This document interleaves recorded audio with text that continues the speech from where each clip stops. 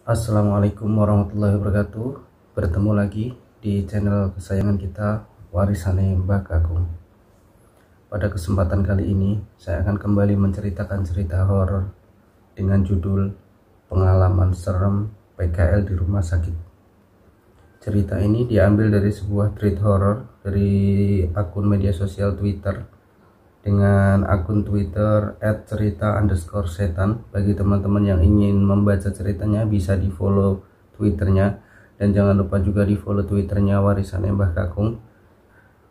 Sebelum masuk ke ceritanya, bagi teman-teman yang belum subscribe, silakan subscribe terlebih dahulu, diklik like, share, dan tombol loncengnya biar kalian semua mendapatkan notifikasi ketika kita mengupload video. Dan bagi yang sudah subscribe, saya ucapkan banyak-banyak terima kasih. Semoga kalian diberi rezeki yang melimpah dan kesehatan. Tanpa berlama-lama lagi, kita langsung masuk ke dalam ceritanya. Kita masuk dalam hitungan ketiga. 3, 2, 1.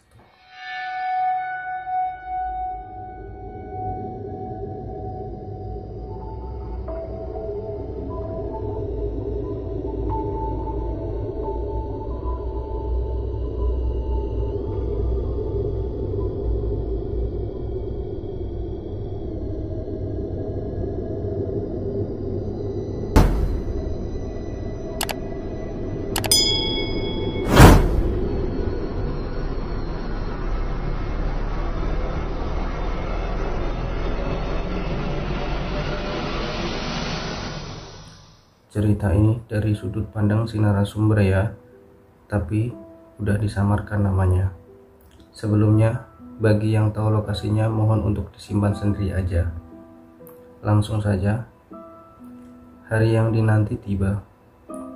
Akhirnya aku bisa merasakan gimana rasanya PKL. Ya, walaupun banyak juga cerita mistis ketika PKL, tapi bagiku horor itu ketika aku telat menunaikan kewajiban sholat. Nggak nutup kemungkinan juga kalau pas lihat setan. Rasanya senang dan bahagia aja bisa bantu orang lain dalam PKL ini. Apalagi aku seorang perawat. Kalau menurut cerita yang beredar, rumah sakit ini katanya terkenal angker, dan kebetulan aku kebagian di sana. Ya, walaupun hampir semua rumah sakit pasti angker, tapi mau gimana lagi. Dan ini pengalaman seram pertamaku waktu itu. Teman-temanku biasanya manggil aku Putri. Aku kuliah di kota ini juga. Kebetulan waktu itu aku sudah selesai beberes untuk perlengkapan buat besok berangkat. Setelah semua siap, aku bersama kakak berangkat menuju lokasi. Gak sampai 1 jam kok perjalanannya. Tibalah aku di asrama. Waktu pertama kali aku menginjak kaki di asrama, rasanya kok gini banget ya. Merinding aja liatnya. Ada kesan seremnya juga. Tapi aku coba untuk nggak mikirin ke arah mistis. Takut kalau nanti malah kejadian.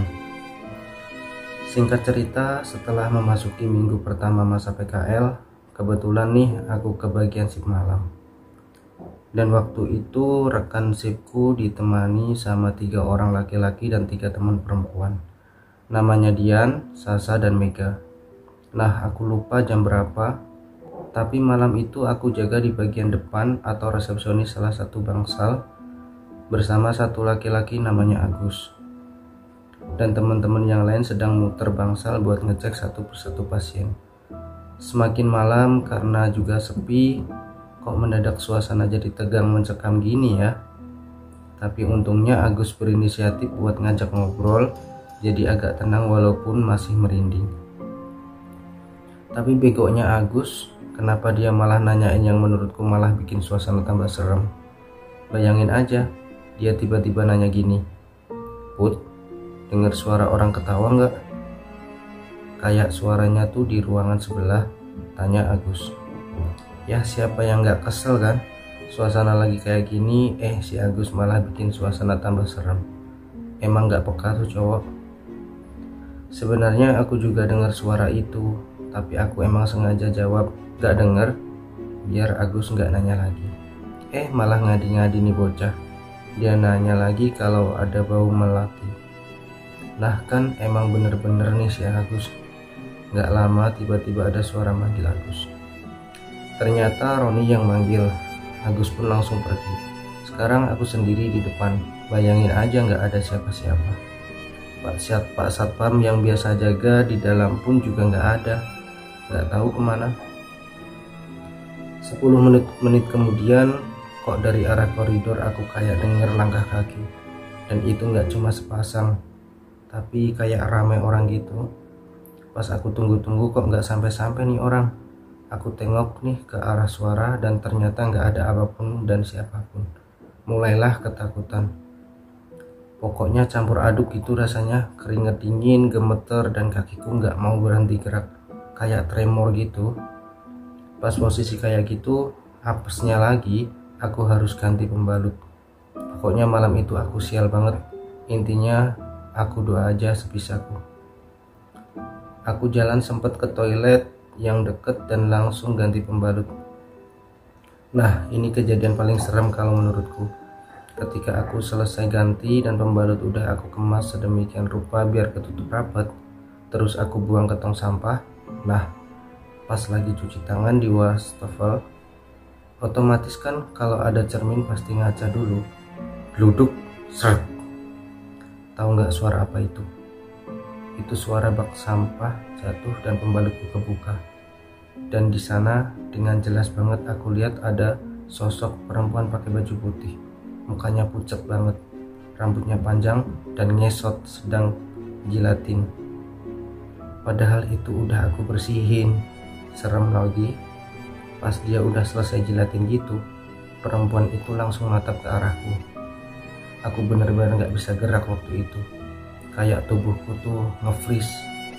Mau kemana-mana gak bisa. Yang aku ingat, aku kebangun di ruangan yang udah ada teman-temanku. Itu kejadian pertama yang paling serem. Masuk minggu kedua, teror perempuan yang ngesot itu gak ada.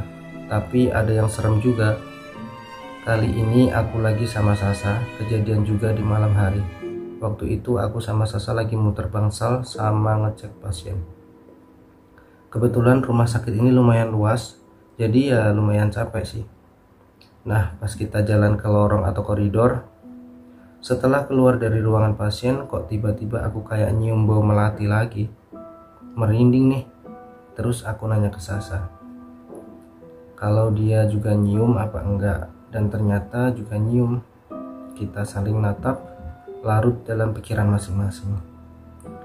Kira-kira ada apa nih kok mendadak nyium aroma melati? Kalau terus jalan agak cepet, sampai ketika kita belok tuh udah kelihatan banget koridor lorongnya panjang. Kita berhenti saling pandang, pokoknya udah mikir yang serem-serem. Apalagi kalau kayak di film-film gitu, tiba-tiba lampu mati satu persatu. Intinya aku mikir gimana caranya sampai di ujung tanpa ada gangguan. Setelah berpikir gak ada jalan lain lagi selain menyusuri lorong rumah sakit yang di kanan kiri kayak taman gitu, kita gandengan. Sempet aku remes tangan Sasa karena emang takut sih. Nah, pas sampai tengah itu percabangan, aku sama Sasa ngeliat ada perempuan pakai baju pasien lagi berdiri gitu di sisi lorong sebelah kanan. Akhirnya kita samperin nih si pasien. Kita tanya-tanyain kok malam-malam gini di luar. Nah, pas udah sampai di belakangnya, aku sapa kan si perempuan ini. Kalau dilihat dari belakang kayaknya mbak-mbak gitu, rambutnya sepinggang tapi agak acak-acakan. Permisi mbak, kok malam-malam di luar? Kenapa? Tapi pasien itu nggak jawab, cuma diem aja. Nengok pun juga enggak. Aku kira aku kurang keras manggilnya. Kemudian aku tanya lagi tapi agak keras. Nah, pas kedua kalinya itu, mbak-mbak itu nengok. Kita udah deg-degan waktu mbak itu mau nengok. Bayangin kalau tiba-tiba mukanya hancur atau gimana. Kan kita nggak tahu. Kalau di film-film pasti ada musik yang gemuruh gitu kan. Terus jump scare. Ini juga sama, detak jantungku deg-degan banget kayak backsoundnya. Terus mbak itu entah kenapa nengoknya itu lambat banget, kayak ada efek slow-mo-nya.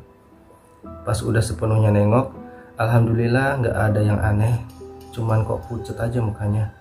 Terus aku tanyain kamarnya di mana. biar kita antar. Udah gitu mbaknya cuma nunjuk arah sana, di tempatnya ke kiri. Kalau ditarik garis lurus ujungnya kamar mayat, tapi kita nggak mikir atau nggak mungkin juga mbaknya ke sana. Lagian juga nggak kelihatan kalau setan bapak kata. Tapi aku salah ternyata. Jadi pas kita nganter mbaknya, jalannya tuh pelan banget.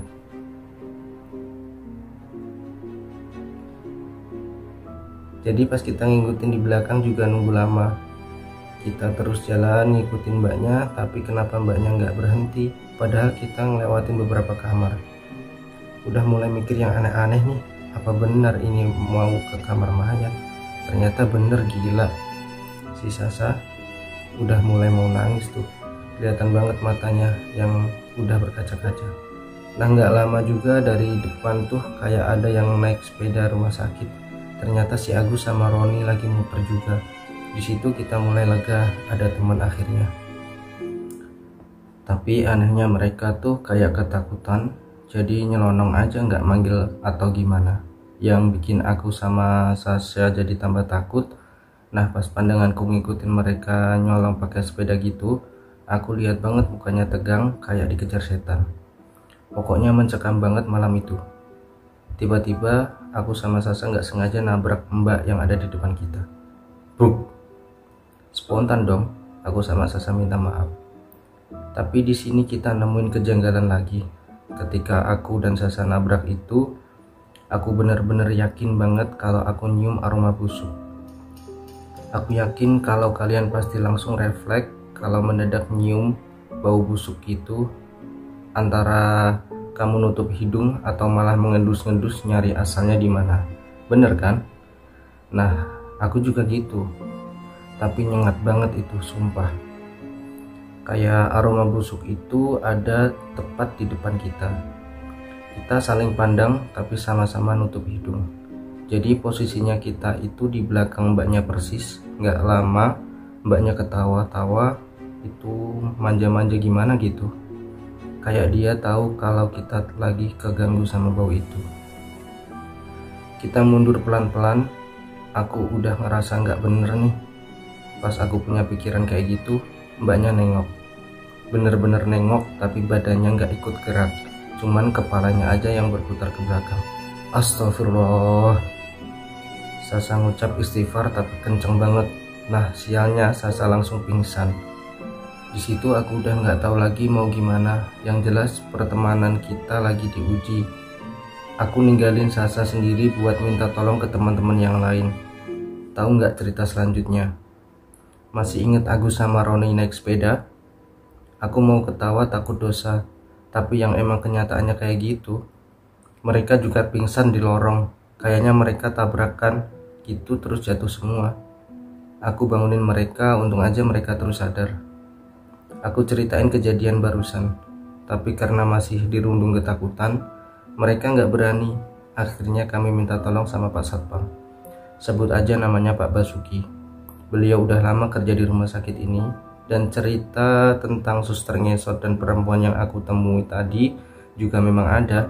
Pokoknya Pak Basuki itu juga salah satu korbannya. Mereka singkatnya, kami akhirnya ditemenin Pak Basuki buat nolongin Sasa. Kebetulan Agus yang kuat, karena di antara lelaki Agus badannya emang agak atletis tapi penakut. Setelah dibopong dan dimasukkan ke ruang perawat, nggak lama Sasa sadar setelah digosok pakai minyak kayu putih. Di dalam ruangan itu sampai heboh cerita malam itu. Sampai para karyawan yang jaga pun ikutan ketakutan. Menjelang pagi kita balik ke kos. Aku, Sasa, Dian, dan Mega emang sengaja nggak mau tinggal di asrama. Kita lebih memilih ngekos. Lebih leluasa kalau mau kemana-mana. Sebenarnya masih ada beberapa minggu lagi nih. Dan itu semua kita mengalami kejadian serem. Masuk minggu ketiga, jadi kami udah sepakat untuk menceritakan kejadian masing-masing setelah kami selesai PKL. Jadi waktu itu kami lagi di kosan, kami cerita semuanya. Ternyata memang kita itu dikasih kesempatan mereka buat mempunyai pengalaman serem loh. Yang parahnya lagi ceritanya si Dian. Tapi aku mau masuk ke cerita Mega dulu. Di sini aku pakai sudut pandang yang sama ya. Aku Mega. Jadi waktu itu kebetulan aku jaga sama Dian, si Putri, Sasa masuk si pagi. Kejadian yang sama di malam hari. Aku lagi dapat kerjaan bantuin di bagian administrasi. Si Dian lagi bantuin salah satu perawat di bangsa lantai 1. Kalau nggak salah ingat sekitar jam 10 malam. Aku masih sibuk dengan layar laptop di ruangan. Aku sortir data nama-nama pasien, entah pasien baru, lama, yang udah sembuh atau yang udah meninggal. Tiba-tiba ada perawat masuk ruangan. Dia bilang kalau mau ngecek pasien baru yang baru tadi siang masuk. Katanya korban kecelakaan. Dia juga sedikit cerita kalau lihat kondisinya udah parah banget tadi siang. Aku tanyain dong, emang parahnya gimana mbak? Dia jawab kalau beberapa tulangnya patah dan banyak darah gitu yang keluar. Selesai cerita dia langsung pamit ke ruangan pasien buat ngecekin rutin. Singkat cerita, pekerjaanku belum selesai. Aku rehat sebentar karena mataku pusing ngelihat layar laptop terus. Aku keluar ruangan buat lihat suasana, mondar-mandir nyari angin. Dan pas banget perawat tadi baru jalan di koridor. Aku samperin dan mau nanya keadaan si pasien. Betapa kagetnya aku setelah mendengar ucapan mbak perawat. Mbak, gimana kondisinya pasien tadi? Kataku penasaran. Pasien yang mana dek? Yang kata mbaknya korban kecelakaan tadi siang mbak. Barusan juga mbak masuk ruangan terus cerita sama aku kok. Masa udah lupa mbak? Aku jelasin lagi kronologinya. Aku liatin si mbak perawat malah ngerutin kening. Kayak heran gitu. Lah, aku malah baru mau ke sana dek. Ini mbak juga lagi mau ambil peralatan di ruangan katanya. Loh, kok bisa?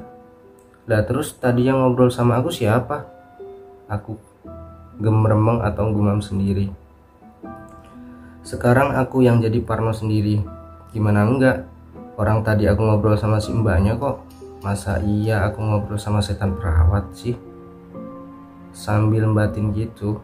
Tapi mbaknya tadi nggak ngegubris omonganku. Dia malah diem aja sambil berlalu ninggalin aku. Karena aku juga penasaran, aku ikutin mbak perawat. Mbak, aku ikut ya, boleh? Iya dek, ikut aja nggak apa-apa. Aku jalan di belakangnya sambil mikirin yang tadi. Pas udah mau sampai ruangan, sebelum mbak perawat buka pintu, di situ ada sosok perawat keluar dari ruangan.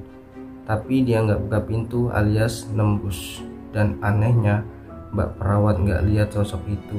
Jadi cuma aku aja yang ngeliat. Bener-bener kayak manusia tapi transparan.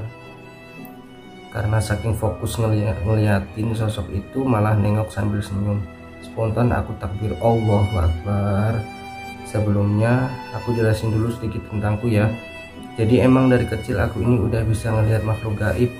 Tapi nggak tahu kenapa aku sampai nggak bisa bedain itu manusia atau setan, apalagi kalau yang menyerupai manusia.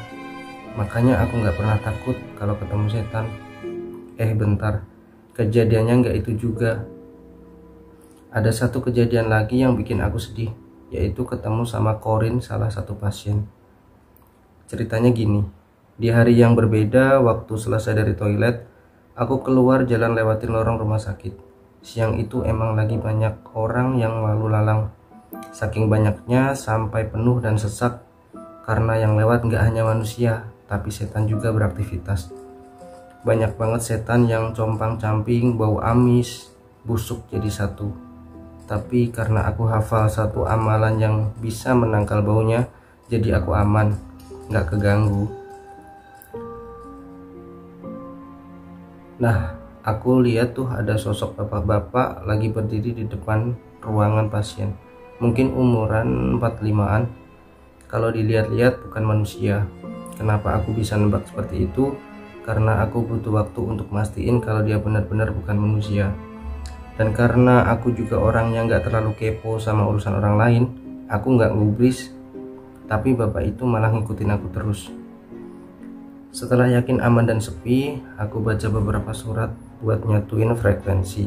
Istilahnya biar aku bisa komunikasi aja. Aku sengaja masuk ke dalam musola rumah sakit biar nggak ada yang lihat. Aku wudhu dulu, kemudian pakai mukena, dan di situ aku komunikasi sama beliau. Beliau cerita masa lalunya, aku yang mendengarnya sampai nangis. Dia kecelakaan waktu pulang kerja, padahal di rumah sudah pasti ditunggu sama anak dan istrinya. Dan paling nyeseknya lagi, bapak itu baru aja beliin mainan buat anaknya. Tahu nggak mainan apa? Mainan kereta-keretaan. Sumpah aku nangis itu. Panjang lebar bapak itu cerita, kemudian di akhir cerita beliau nitip pesen. Beliau bilang gini, "Mbak, kalau sampean berkenan dan mau, tolong berikan main kereta-keretaan itu ke anak saya. Saya nggak tega lihat anak saya nangis." Intinya seperti itu yang aku tangkap, dan aku menyanggupi. Kata kakekku, karena aku diberi kelebihan ini, jangan sampai aku pilih kasih dalam membantu, dan jangan sampai kamu meminta imbalan. Aku ingat banget kata kakekku. Karena suatu saat pasti ada yang akan meminta tolong untuk menyampaikan suatu pesan. Dan ingat juga, lihat juga kemampuanmu, apakah kamu sanggup atau enggak. Ya seperti itulah kira-kira. Setelah itu badanku lemes banget, karena komunikasi dengan gaib itu menguras energi yang cukup besar. Aku sebentar netralin dan wudhu lagi, kemudian sholat 2 rakaat. Selesai sholat dan mau naruh mukena ke tempatnya, di situ sudah ada mainan kereta-keretaannya. Sedikit kaget juga soalnya, ternyata emang harus sekarang. Sampai di depan ruangan pasien, aku lihat istri dan anaknya nangis di dalam. Di sana juga ada beberapa perawat yang lagi nungguin. Karena aku juga nggak enak kalau mau masuk, akhirnya aku nungguin di luar. Mungkin sekitar 10 menitan, pasien kemudian dipindah. Dan ketika istri dan anaknya keluar ruangan, aku samperin. "Maaf Bu, bisa bicara sebentar?" ucapku ketika ibu itu baru saja keluar ruangan. "Iya Sus, gimana?" ibunya jawab sambil sesenggukan. "By the way, aku harus bangga apa gimana ya dengernya?" "Iya Sus, aku sudah jadi suster dong berarti." Balik lagi ke cerita, rasanya aku nggak kuat. Aku juga pengen nangis di situ, tapi aku tahan dan benar-benar nyesek banget kalau mau nyeritain.